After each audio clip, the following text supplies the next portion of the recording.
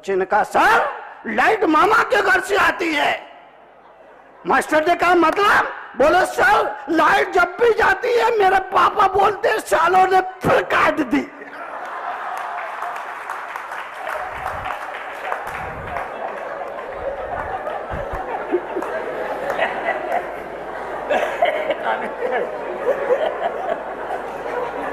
बेवकूफ बच्चे पैदा होना, इतने इंटेलिजेंट बच्चे पैदा हो रहे हैं, इतने इंटेलिजेंट बच्चे आजकल आजकल आजकल आजकल आजकल इतने इंटेलिजेंट बच्चे, छोटे छोटे बच्चे हर क्षेत्र में कमाल कर रहे हैं।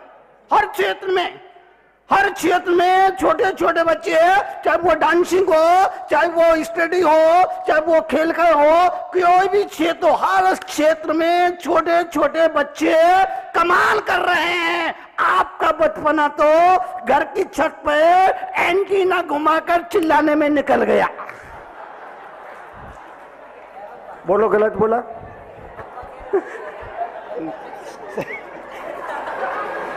नहीं नहीं मैं गलत बोल रहा हूँ क्या? अरे आपका बचपना तो घर की छत पर एंटीना घुमाकर चिल्लाने में निकल गया। अब सांप आया क्या?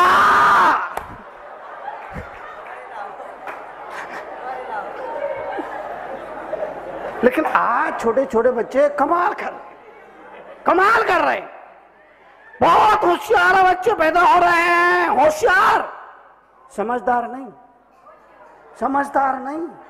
होशियार और समझदार बच्चों में एक फर्क होता है। होशियार होशियार होशियार होशियार और समझदार बच्चों में एक फर्क है, और फर्क सिर्फ यह है जो माँ बाप को मानते हैं वो होशियार बच्चे हैं, और जो माँ बाप की मानते हैं वो समझदार बच्चे हैं। इंटेलिजेंट बच्चे पैदा हो, बेवकूफ बच्चे पैदा होना बंद हो गए। कई बार तो बड़े बड़े को बच्चों से उलझना भारी पड़ जा, कभी कभी बड़े बड़े को बड़ों को बच्चों से उलझना भारी पड़ जाता है। हुआ यूं, एक आदमी ने एक बच्चे से पूछ लिया, बेटा तुमको तैरना आता है क्या? बच्चे ने कहा नहीं अंकल जी हमको तैरना तो नहीं आता। उस आदमी ने कहा फिर तुमसे अच्छा तो वो कुत्ता है। उस बच्चे से, 5 साल के बच्चे से उस आदमी ने कहा फिर तुमसे अच्छा तो वो कुत्ता है। बच्चा चुप रह गया, अगले पल संभला और बोला अंकल जी आपको तैरना आता है क्या? बोले हाँ हमको तो तैरना आता है। तो बच्चे ने कहा अंकल जी आप और कुत्ते में अंतर क्या हुआ?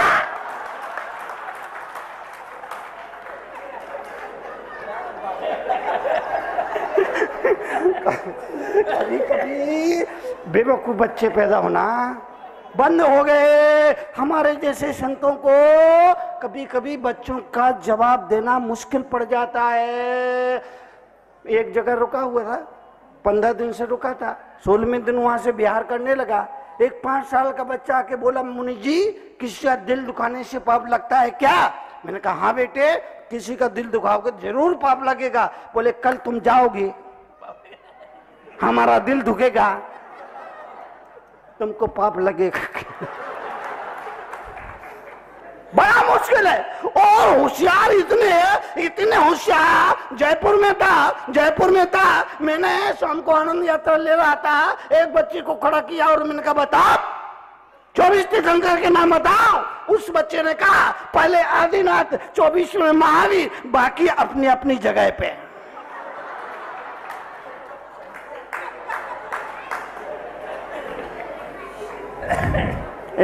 बाड़े में जाए तरुण सागर का प्रवचन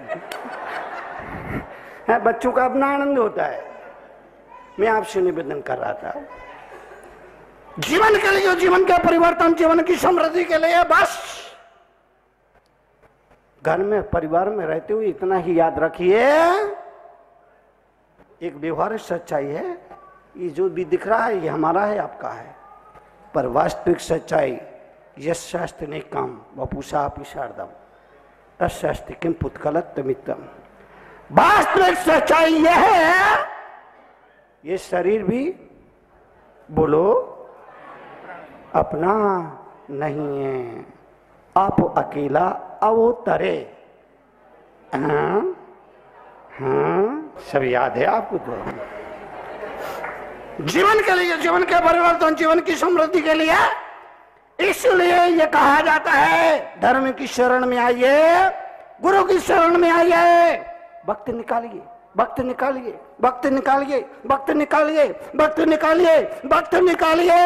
वक्त निकलेगा नहीं, निकालना पड़ेगा। वक्त निकलेगा, वक्त निकलेगा नहीं, वक्त निकालना पड़ेगा। अभी भी आप यहाँ पर आए, वक्त निकाल कर आए, वक्त निकलता नहीं है, वक्त निकलना पड़ता है। और याद रखना, जो वक्त आप भक्ति के लिए, प्रार्थना के लिए, पूजा के लिए, गुरु सेवा के लिए निकाल रहे हो, वही वक्त वक्त पर काम आएगा। वही वक्त वक्त पर काम आएगा। जो वक्त आपने धर्म ध्यान के लिए निकाला, जो वक्त आपने पूजा के, भक्ति के लिए, तप के लिए, सेवा के लिए निकाला, वही वक्त वक्त पर काम आएगा। बाकी खाया खोया, बाकी खाया खोया, बह गया। बस इतना याद रखिए। इसलिए धर्म पर श्रद्धा करो। तर्क और धर्म, तर्क और धर्म, धर्म, तर्क और श्रद्धा एक साथ नहीं चलती। मानते हैं तो वो पत्थर की मूर्ति भगवान है, और नहीं मानते तो पत्थर है।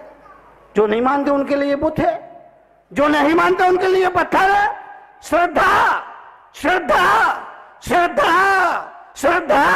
अरे धर्म कोई वॉशिंग मशीन नहीं, वॉशिंग पाउडर नहीं कि पहले इस्तेमाल करो।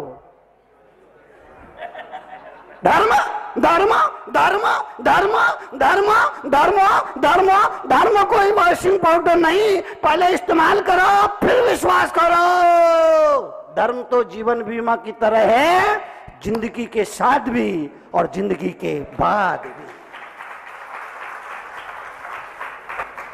श्रद्धा करो, श्रद्धा करो, श्रद्धा करो। कुछ लोग गुब्बारे की तरह होते हैं, कुछ लोग, कुछ लोग, कुछ लोग, कुछ लोग गुब्बारे की तरह होते हैं। गुब्बारा चंद सांसों में फूल जाता है, और आदमी को जरा सी शोहरत मिले अपनी औकात को भूल जाता है। कुछ लोग गुब्बारे की तरह होते हैं। औकात को मत भूलिए। आज आपके पास सब कुछ है, भगवान का दिया, आपके पुण्य का दिया, आपके पास सब कुछ है, मगर अपनी औकात को मत भूलिए। आदमी को औकात क्या है? आदमी को औकात क्या है? एक माचिस की तिल्ली, एक लोटा घी, लकड़ियों के ढेर पर कुछ घंटे में राख, बस इतनी सी है आदमी की औकात। एक माचिस की तिल्ली, एक लोटा घी, लकड़ियों के ढेर पर कुछ घंटे में सब राख, बस इतनी सी है आदमी की औकात। एक आदमी अचानक मर गया, परिवार के नाम अपनी सारी जिंदगी कर गया। कहीं रोने की सुबगाहट तो कहीं फुसफुसाहट, और जल्दी करो कौन रोएगा सारी रात। बस इतनी सी है आदमी की औकात, बस इतनी सी है आदमी की औकात। मरने के बाद नीचे झांक कर देखा, मरने के बाद नीचे झांक कर देखा, मेरी मौत पर कुछ लोग जबरदस्त रो रहे थे, कुछ लोग जबरदस्ती रो रहे थे। मेरी मौत पर कुछ लोग जबरदस्त रो रहे थे, कुछ लोग जबरदस्ती रो रहे थे। अच्छा था, बेचारा चल बसा, होगी 4 दिन बाद। बस इतनी सी है आदमी की औकात। बेटा, बेटा, बेटा, बेटा बेटा, पता नहीं कब कर दे टाटा।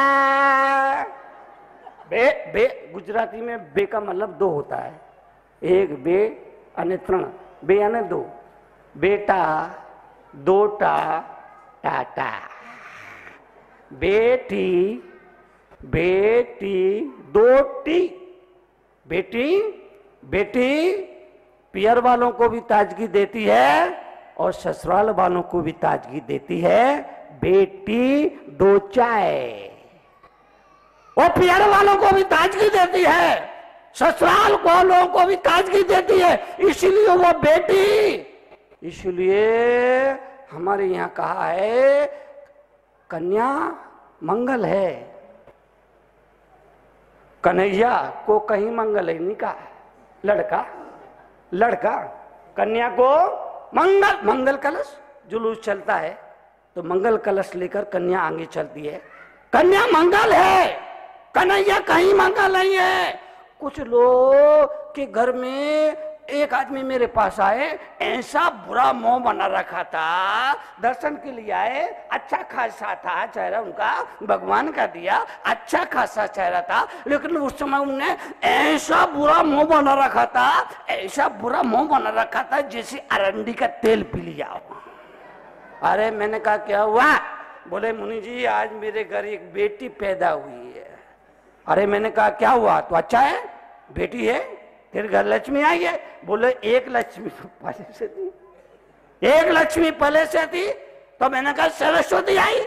बोले सरस्वती भी पहले से थी। अरे मैंने कहा लक्ष्मी सरस्वती और दुर्गा, ये तीनों देवियां तेरे पास आ गई, अब चिंता की बात नहीं है। कुछ लोग बेटा पैदा होते हैं तो ऐसे खुश होते हैं जैसे तारने वाला आ गया हो। अब तारने वाला आया या मारने वाला, ये तो वक्त बताएगा।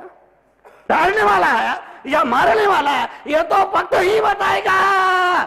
हरियाणा विधानसभा में मेरा प्रवचन हुआ, मैंने कहा था कि वहां पर कहा कि 1000 पुरुषों के पीछे 951 स्त्रियां रह गई है, कन्याएं रह गई है। 951 सरकारी आंकड़े बताते हैं, 1000 पुरुषों के बीच में पीछे 951 स्त्रियां रह गई है। अब क्या होगा? अब क्या होगा? अब क्या होगा? अब क्या होगा? 49 लोगों को तो कुंवारा रहना ही पड़ेगा, 49 लोगों को तो कुंवारा रहना ही पड़ेगा। उसमें से एक तरुण सागर को निकाल भी दो, सही है ना? उसमें से मैंने कहा विधानसभा में, हरियाणा विधानसभा एक तरुण सागर को निकाल भी दो, तब भी ये फर्क तो होगा। समाज में विचार बढ़ेगा, अपरा तपरी बढ़ेगी, संघर्ष बढ़ेगा। इसलिए कन्या भ्रूण हत्या जो बहुत बड़ी समस्या देश और दुनिया के लिए, और उसके लिए जिम्मेदार पढ़ी लिखी माताएं, गरीब नहीं है, अनपढ़ नहीं है, पढ़ी लिखी शिक्षित माताएं हैं। आज उनका शरीर तो स्त्री का है लेकिन दिल स्त्री का नहीं है, इसलिए समस्या पैदा हो रही है। आने दो, आने दो, आने दो। वो अपनी किस्मत को खाएगी, अपनी किस्मत का पाएगी। हम आप कौन होते हैं? सब अपने अपने भाग को लेकर आते हैं, अपनी अपनी। ये बहुत देश है जहां गर्भ कल्याणक मनाया जाता रहा है, और आज गर्भपात एक प्रचलन और घर घर स्लॉटर हाउस खुलने गए। ये चिंतनीय विषय है। इसलिए जीवन के लिए, जीवन के परिवर्तन, जीवन की समृद्धि, एक ही बात याद रखना, दिल से पुकारो, दिल से पुकारो, दिल से पुकारो, दिल से पुकारो, दिल से पुकारो, दिल से पुकारो, दिल से पुकारो। पुकार कभी बेकार नहीं जाती। अगरबत्ती दो तरह की होती है, एक तो भगवान को बुलाने के लिए, एक मच्छर। अगरबत्ती दो तरह की होती है, एक भगवान को बुलाने के लिए और एक मच्छर को भगाने के लिए। तकलीफ ये है भगवान आता नहीं है और मच्छर तकलीफ ये है भगवान आता नहीं है। और मच्छर मेरे कमरे में किसी ने गुड नाइट लगा दिया। मैंने देखा आज 4 मच्छर उसी गुड नाइट पर बैठे थे और मीटिंग कर रहे थे आज हमला किस पे करना है। मिलावट का जोर है ना। मिलावट इस कदर बढ़ गई। मिलावट केवल खाद्य पदार्थों में और दवाइयों में नहीं है, आदर्शों और विचारों में भी मिलावट है। मिलावट मिलावट मिलावट केवल खाद्य पदार्थों और दवाइयों में नहीं है बल्कि आदर्शों और विचारों में भी मिलावट है। आप जा रहे चौराहे पर पहुंचे, सामने से आपका एक मित्र आया, आपने उसके पास गए, हाय हालो किया, आपने कहा भाई साहब कभी घर आना। वो बोला हाँ हाँ जरूर आएंगे। अब ना तुमको बुलाना है ना उसको आना है, ना तुमको बुलाना है और ना उसको। विचारों में भी मिलावट है, विचारों में भी मिलावट है। और मिलावट इस कदर बढ़ गई कि जिंदा रहने के लिए भोजन तो बहुत दूर की बात है, मरने के लिए शुद्ध जहर तक नहीं मिल रहा। मिलावट इस कदर बढ़ गई, मिलावट मिलावट मिलावट इस कदर बढ़ गई कि जीने के लिए शुद्ध भोजन तो दूर की बात रही, मरने के लिए शुद्ध जहर तक नहीं मिल रहा है। एक आदमी जिंदगी से परेशान हो गया, सोचा इस बदतर जिंदगी से बेहतर है कि मर जाऊं। ये सोच करके दुकान गया, जहर लाया, जहर को भोजन में मिलाया, जहर मिला, भोजन खाया, सो गया। सुबह आराम से उठा, सुबह आराम से उठा, मतलब उस जहर में मिलावट थी। उसे लगा भगवान नहीं चाहते कि मैं मर जाऊं, इसलिए जिंदगी है तो खुश खुश खुश होना चाहिए, खुशी मनाना चाहिए। अगले दिन गया, 4 पेड़े लेकर आया खुशी के लिए, 4 पेड़े खाकर सो गया, आज तक नहीं उठा। मतलब उसमें मिलावट थी।